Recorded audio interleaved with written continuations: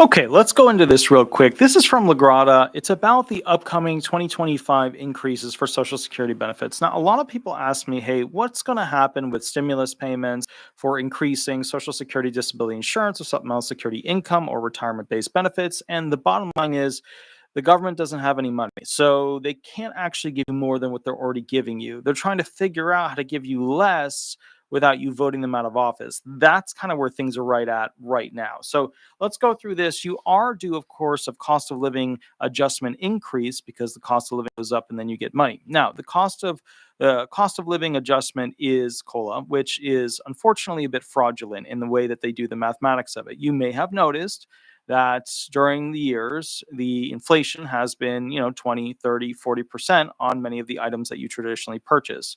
But yet you were getting increases like 8.7, which was the biggie. And then, of course, we had other ones like, for example, that were much smaller, for example, 3.2, or perhaps even less than that. And so you're sitting there wondering, hey, what the hell? What the hell? Like, if I have to pay this, I can't afford it. I'm not getting enough money. My Social Security benefits aren't keeping up, yada, yada. So a nonprofit did a study, and what the study found was that everybody, if they calculated the math from 1999 to the current, was getting about $500 less than they should have each month as a result of them playing with the cost of living adjustment math. Now, if you take $500 for every single person and increase it every single month, everybody's in a much better spot. And we don't have a total and complete crisis in America where everybody's depressed and anxious about not being able to afford things. But that's not what the government's worried about. Right now, the government is worried about, well, frankly, Israel and Ukraine. That's their main concern, of course. Also having massive immigration, in which case those individuals, many of which are refugees and asylum seekers, getting supplemental security income for 7 years with a 2-year up option. So here's the article from Lagrada: increase in Social Security payments in 2025. This is the latest projection. So this affects all of the benefits: survivors' benefits, retirement benefits, widows' benefits, etc. The most recent cost of living adjustment projections indicate that Social Security payments may increase less than expected in 2025. So they're saying you're going to get less of an increase than you expect. According to early estimates, the Social Security COLA of 2025 will be less than the 8.7% increase from the 2023 and the previous year, and less than the 3.2% increase from this year. For Social Security beneficiaries, the yearly cost of living adjustment increase is crucial, as this increase impacts their Social Security payments. And what it does is it allows you to have enough money to buy the exact same thing for the next year. But the way that they play with the math is that instead of you being able to buy the same thing that you'd normally be able to buy, when that thing becomes too expensive, they drop you down a category. So instead of being able to buy filet mignon, then you're down to a lesser steak, and then a lesser steak, and then a lesser steak, and then all of a sudden you're at pork, and then you're at chicken, and then you're at this, and then you're at that, until you're basically at spam. And you pretty much are at spam at this point. That's how much they've decreased your valuation of being able to actually afford things, which is weird because the whole point of the cost of living adjustment is to keep your ability to buy things up, but instead it's actually decreasing your ability to buy things based on how expensive something is. Cool. Let's go through this. So even though, and this is the Congressional Budget Office said this, the CBO, even though the first month of CPI-W readings was not substantial, the Congressional Budget Office, CBO, forecasts a 2.5% COLA for Social Security payments in 2025. So CBO is saying 2.5%, okay, which is less, obviously, than 3.2, but 2.5% is, of course, in a place where, it doesn't make any sense because you're still going to be seeing ridiculous inflation, at least, 7 to 10% increase. The CBO's annual budget on economic outlook for 2024 to 2034 for the Old Age and Survivors Insurance Trust Fund indicates that the average monthly benefit retired worker beneficiaries in February would be $1,910.79. A 2.5% cost of living adjustment would increase retired workers' pensions by over $48 per month to $1,958.58. So just to put it in like a simple thinking pattern, like how does this actually affect you kind of thing? If you were to go to spend money, it is likely that across the board, from your electricity bill to your food bill to your gas bill to your this, your that, your this, your that, it is obnoxiously obvious that it's going to cost you more than $48 to spend money in the next year to be able to afford things. So the bottom line is people are essentially getting into this freak out mode because a lot of retired and disabled can't afford the things that they used to, like rent. So a lot of retired over the next 5 to 7 years will be essentially selling off their houses and moving into rentals. They'll be like degrading their life so that they can afford to exist. And those properties, those houses that their children were expecting to inherit, which then increases the ability of people to have, like actual stored funds, actual increase of generational wealth, well, that's all going to die. All those houses, for the most part, are going to be bought up by, you guessed it, super rich people and big corporations like Zillow. And when that happens, it's going to create a system where people will always be renting from some company and never be able to afford a house.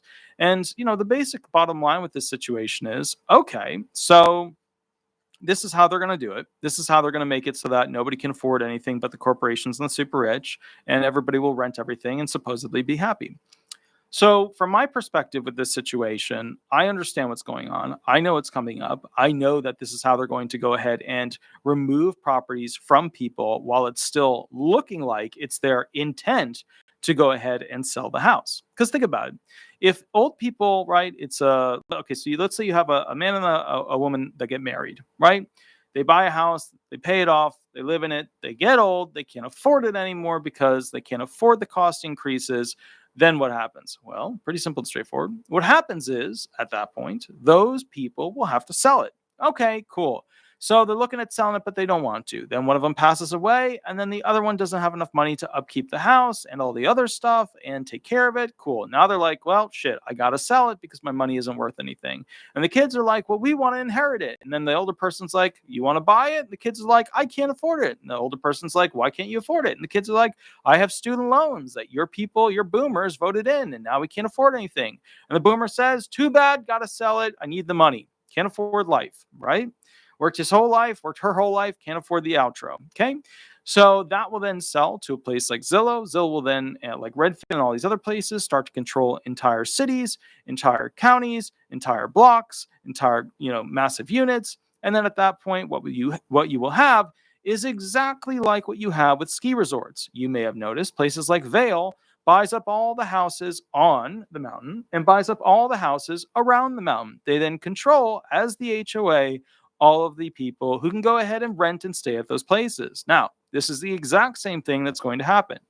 The difference is, instead of HOAs being places where people own houses, HOAs will be places where people just rent houses. So that's already happening to some degree, which is, of course, happening in the villages. And it's, I don't know. It's just, it's a different way of doing things. I grew up on a farm. I grew up on acres of land. My job was to work with the animals. My job was to do all that stuff. In the future, it won't be like that. It just won't happen like that. In the future, people will have essentially allowed the super rich and the mega corporations to control every aspect of their life, including how they produce things, how they distribute things, and what happens to their body. So, not a pleasant thought.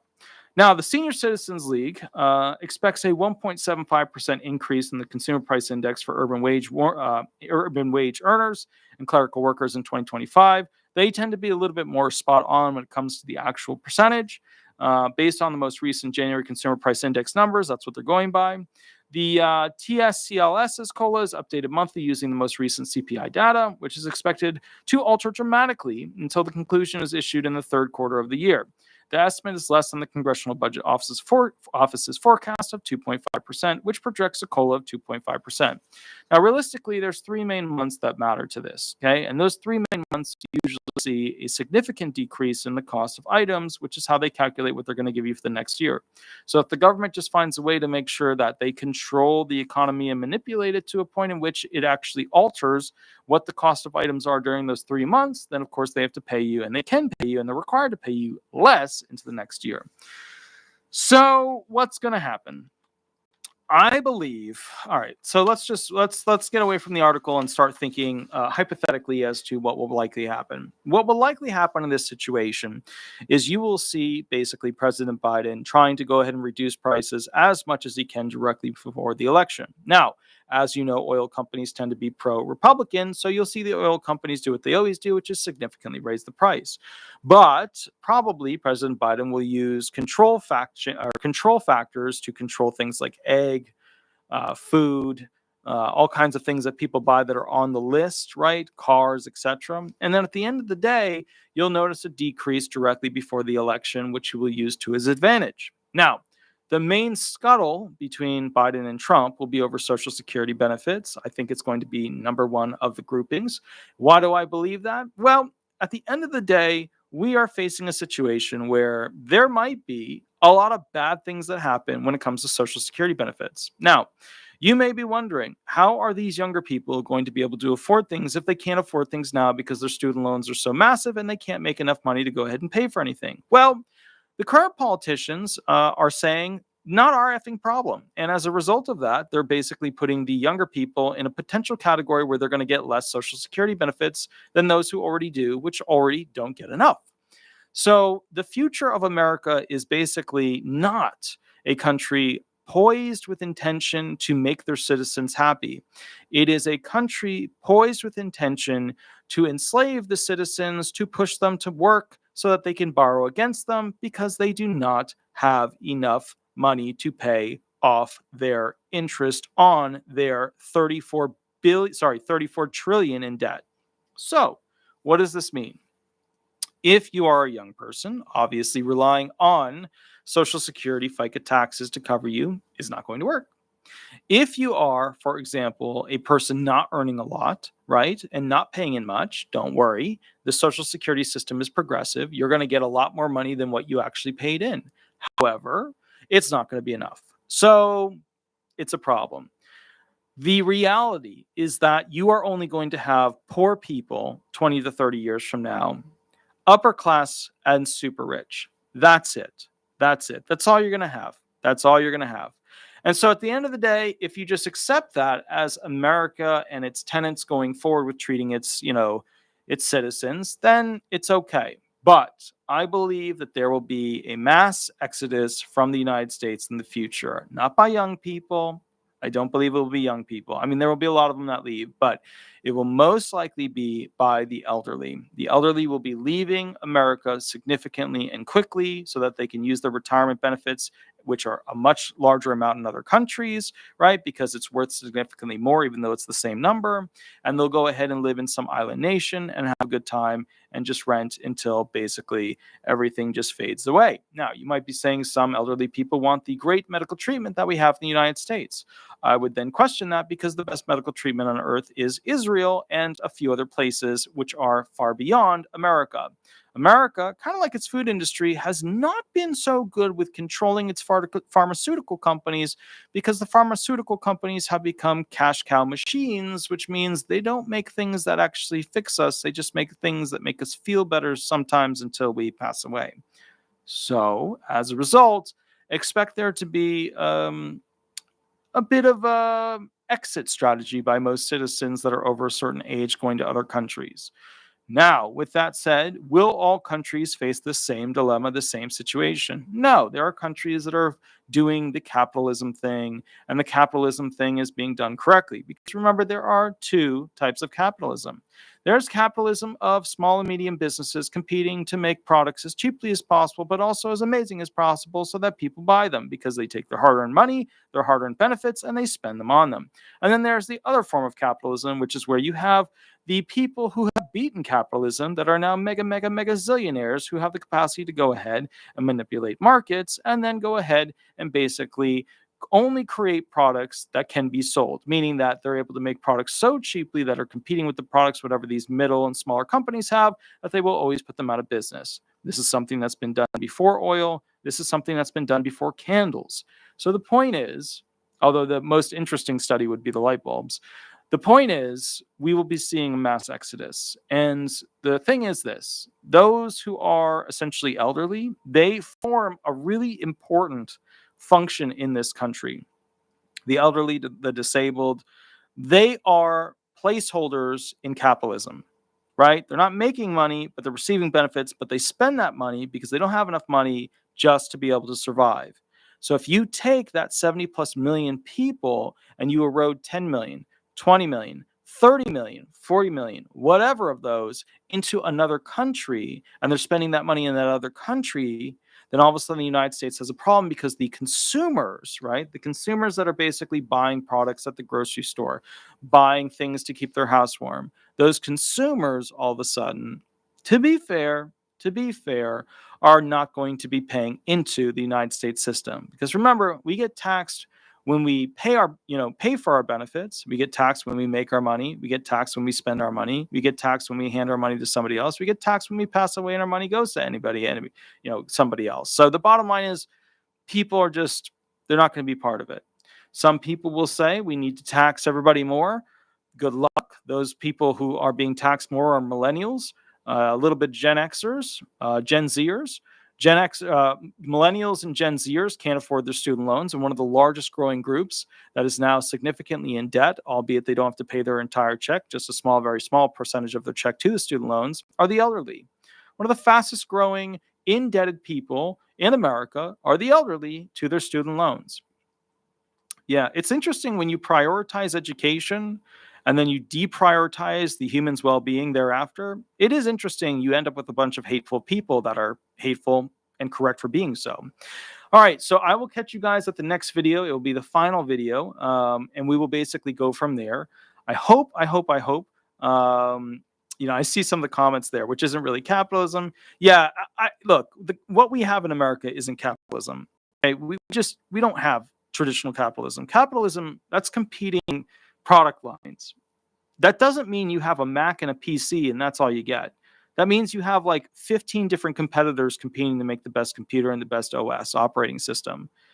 We don't have that. Most of our fruit comes from the same places. Most of our rice comes from the same places. When you go to buy fuel, right? If you go to that, gas station or that gas station or that gas station or that gas station, all that fuel is coming from, for the most part, the same ships, these mega ships that come in, they suck it out of their tanks, they put it onto trucks, they go over to the gas stations and they fill them up. Some of them claim, hey, we put this in it, we put that in it, yada, yada. Maybe they do, maybe they don't. Who's really testing that? But at the end of the day, the bottom line is it's all for the most part coming from the same places. Same thing with steel. Like if you're thinking steel is made in the backyard of some warehousey area, and yeehaw. Nope. A lot of that stuff comes from the same place because it all comes from raw materials that we are not producing enough of in this country. The things we do produce in this country tend to be teddy bears, chocolates, and guns. Those are the main three that seem to be doing just fine going forward. But to be fair, teddy bears are probably going to be on the out in the future. Chocolates, no. We love our chocolates. Guns, nope. We know what's going on. We know what's happening with this country. Anyways, I will catch you a little bit later. You have a wonderful, absolutely amazing time. We're going to catch up with you. I'm going to catch up with you in about 5 minutes to do the final video, and then I've got to start driving. I will catch you guys a little bit later, and I will see you in about 5 minutes. You have a wonderful day, and see you soon. All right, I'll catch you later, guys. All right, bye-bye. Have fun. Bye-bye.